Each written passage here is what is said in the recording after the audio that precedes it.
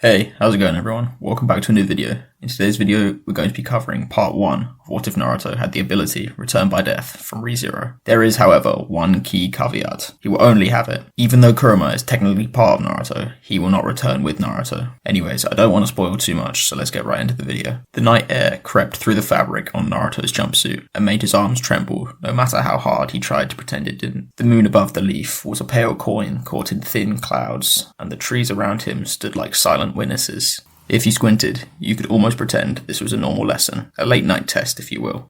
But there was nothing normal about the way Mizuki stood, with his shoulders loose and smile too wide, the way his voice slid over words as if they were oiled knives. So, Mizuki had said, patient as a teacher and gentle as poison. You failed again. Naruto's throat had already been raw from the hours of training, hours of shouting, and hours of begging the clone jutsu into existence. He trained so hard that his hands cramped and his lungs hurt. He stood there in the academy with everyone watching, hearing the snickers, seeing Iruka's face pulled tight with disappointment. Naruto could never quite tell if it was frustration or worry. He tried to laugh it off like he always did, tried to throw his arms behind his head and act like it didn't matter, because that was his role. Clown, loudmouth, dead last. But standing here now, with the scroll of sealing hidden under his jacket, and his heart hammering like it wanted out, Naruto couldn't find the laugh.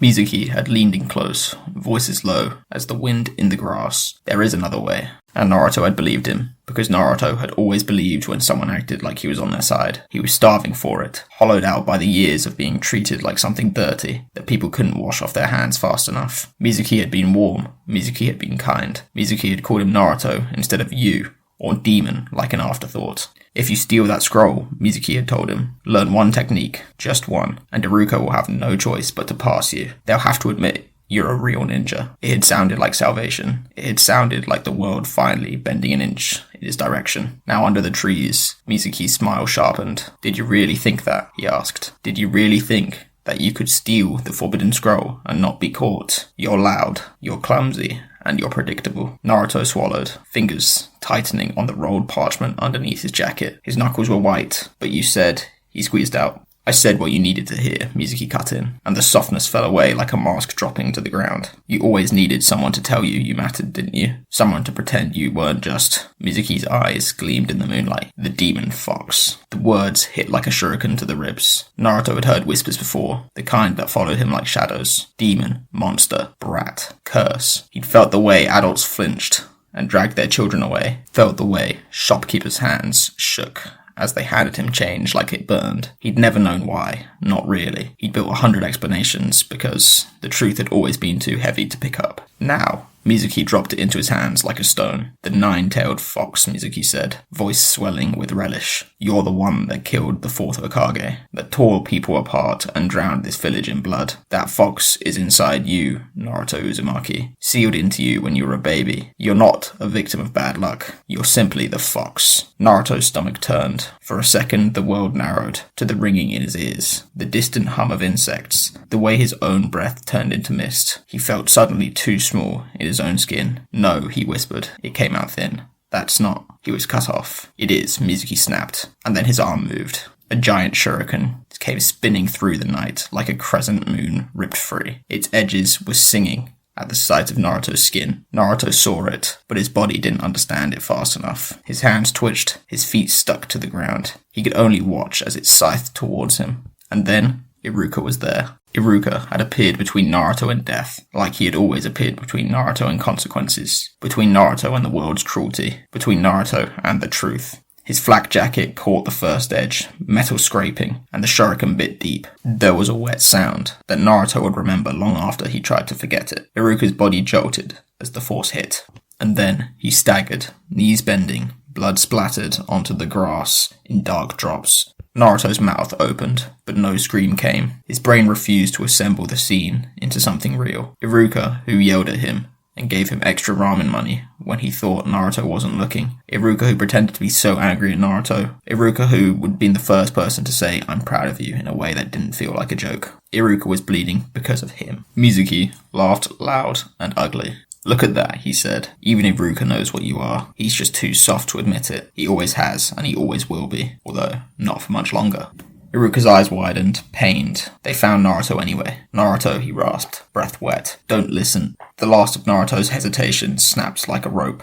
A sound tore out of him that didn't feel human. It was a roar, raw and furious. The kind of sound you make when your chest is splitting. His hand slammed into a cross seal so fast his fingers blurred. Shadow clone jutsu. Smoke exploded around him in a thick white cloud, and 50 Narutos burst into existence, filling the clearing in a rush of orange and motion. The clones didn't hesitate. They charged like a wave, feet pounding, fist raised, kunai flashing. For half a second, Naruto felt like a wild, desperate hope. 50. That was so many, and they were all physical. Mizuki couldn't cut them all down, but he was wrong. Mizuki was a Chunin, and he moved like a Chunin, like someone had already learned what Naruto was, still stumbling toward. His kunai slashed, clean and fast. His shuriken flew with cruel precision. He pivoted and ducked, and struck with the economy of someone who didn't waste motion on anger.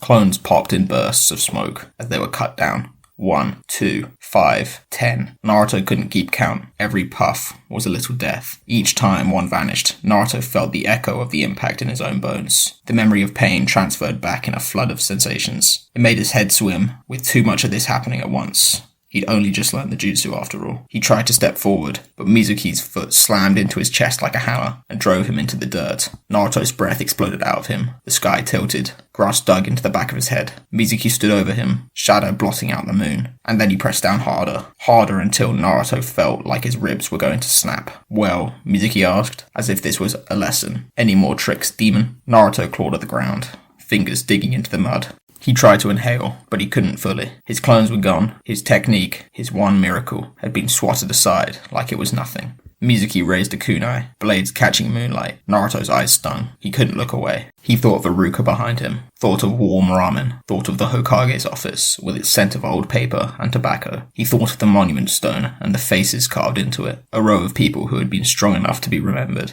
Naruto had wanted that. His whole life, he wanted to be something that the village couldn't ignore. But now he was about to die, like an insect in the dirt. He closed his eyes because he couldn't bear to watch. There was a flash of cold, steel, bit flesh. Hair flared, so bright it made his vision go white. Blood surged against his skin, his mouth opened, and the scream ripped right out of him. And then he jerked upright. He sucked in air like he'd been drowning. His body moved with no resistance, no weight pinning him down. His hands flew to his chest, to his throat, to the place where the kunai had cut him. He expected to find a wound. He expected to feel the slick warmth of his own blood. However, his skin was whole. Naruto blinked hard. His room swam into focus.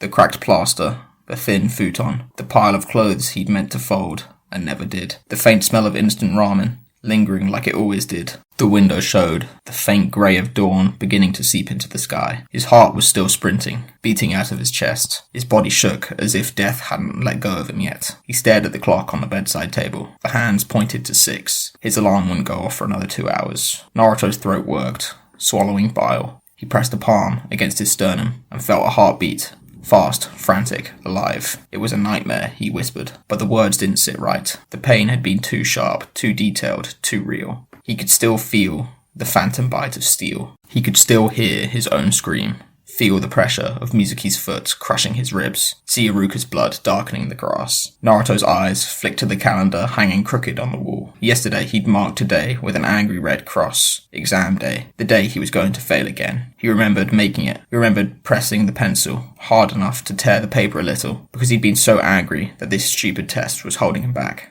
Now the cross wasn't there. The square for today was blank. Naruto sat there, breathing hard, mind sprinting in circles. His hands were damp with sweat. He wiped them on his pajamas, and he stared at his fingers like they belonged to someone else. A thought surfaced through the panic. Like a hand breaking water. He had learned something last night, the shadow clone jutsu. If he could do it now, if he could actually do it in his room, then that night in the forest wasn't a dream. Then he really had died, and was somehow back here again. Naruto's hands rose. The seal felt familiar in his fingers. He formed a cross, breath-catching. Shadow clone jutsu. Smoke burst and filled the room. When it cleared, 20 Narutos stood crammed into the tiny space. Some perched on the bed, some pressed on the walls. One awkwardly crouched on the dresser, like a cat that didn't know where to put his feet. They all stared at him. Naruto stared back. "Okay," one clone said, voice identical. So that wasn't a dream. Another clone looked around the room and then at Naruto. If Mizuki-sensei really... Don't say it, Naruto snapped, but his voice shook. Saying it out loud made it feel solid, made it feel real. The clones shifted, restless. Naruto could feel their thoughts, tugging at his own. Like a chorus of hymns trying to speak all at once. That means he's going to kill me, Naruto whispered. The word scraped out of him. He tasted fear like pennies. A clone clenched his fists. We could just run away. And then what? Another clone shot back. He'll still be out there. He's a traitor of the village. If he's really a traitor... Naruto's gaze drifted out to the window. Somewhere beyond these walls, the village was waking up, normal and unaware. The idea that Mizuki might be planning something bigger made Naruto's stomach twist. He thought of Iruka's body in the grass, a tightness forming behind his eyes. I have to tell the old man, Naruto said, and the clones nodded because they were him.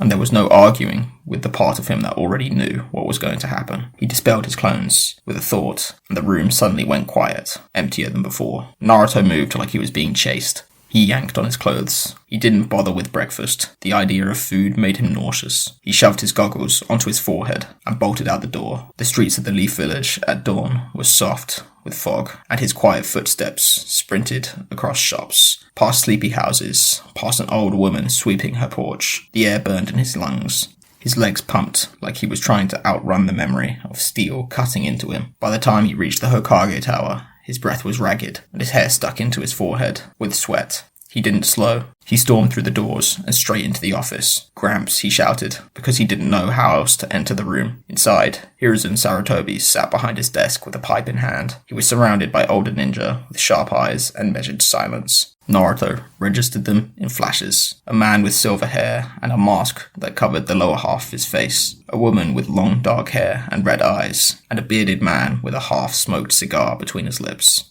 Their attention swung to Naruto all at once, and the room shifted. Naruto, Hiruzen said, and there was a wariness there, but also something gentler. You have to stop barging in here. This is important, Naruto blurted, words tumbling over each other. Like, really important. Mizuki-sensei. The ninjas around him moved subtly. Naruto then felt small again, because the older ninja started looking at him, but he couldn't stop speaking. Hiruzen lifted a hand. Quiet command. Leave us, he told the older ninja. His voice was calm, but Naruto noticed how his eyes sharpened, how the pipe paused halfway to his mouth. The older ninja filed out with no protest, though the masked man lingered for half a second longer than the rest, his single visible eye sweeping Naruto like a blade.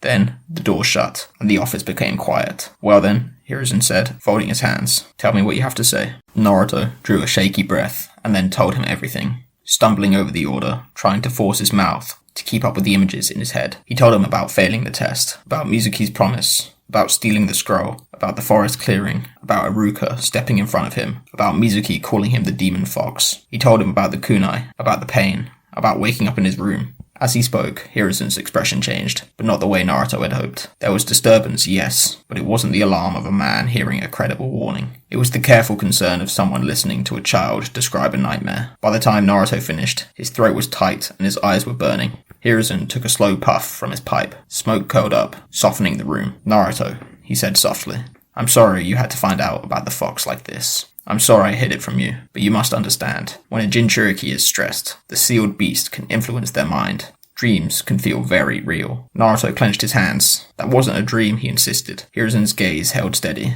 The fox is cunning. It wants you frightened, confused, to take over your mind. Naruto's frustration flared like a match. If that's true, he snapped, leaning forward, then how can I do this? He formed the seal without thinking, and 10 clones burst into existence. A couple of them bumped into each other, rubbing their shoulders like it hurt. Hiruzen's eyes widened, and for a heartbeat, the old man's mask of calm cracked. Naruto saw the calculation behind it, the quick evaluation of a scenario that didn't fit into a bad dream. Shadow clones were not Academy level. They were Jonin level. They were forbidden for a reason, because they split chakra and could kill the untrained. Naruto could see the gears turning, concern, suspicion, the weight of responsibility lying on the man's shoulders. The fox. Had it taught Naruto this? Had Naruto somehow accessed the scroll already? Was this proof that the seal was weakening?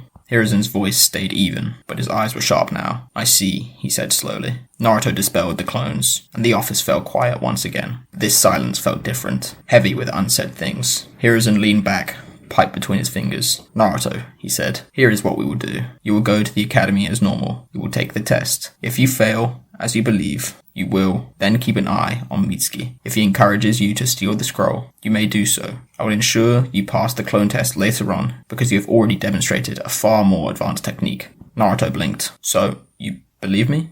Hiruzen's mouth tightened slightly, the closest thing to an admission he would ever give. I believe you were frightened, Naruto, he said. That wasn't an answer. Naruto's stomach sank, but he nodded anyways, because the Hokage was the Hokage. Okay, he said, forcing steadiness into his voice. As Naruto turned to leave, Hiruzen watched him with an expression that Naruto couldn't read. When the door shut behind the boy, Hiruzen exhaled a long breath, and then he reached for a small bell on his desk. A moment later, a masked Anbu appeared out of nowhere. Observe Naruto, Uzumaki, Hiruzen ordered quietly. The Anbu already observed Naruto, because he was important, because he was the Jinchuriki of the leaf. Naruto, unaware, raced down the stairs, his mind churning. Part of him felt relief, he'd told someone. Part of him felt something colder. The realization that even now, even with death behind his eyes, the old man hadn't truly listened, hadn't truly believed him. But maybe it would still be enough. Maybe this time someone would intervene before Iruka bled out on the grass. And that's where we'll end part 1 of What If Naruto Had Returned by Death. I hope you all enjoyed watching. If you enjoyed, consider liking and subscribing and leaving a comment below for any future what ifs you might want.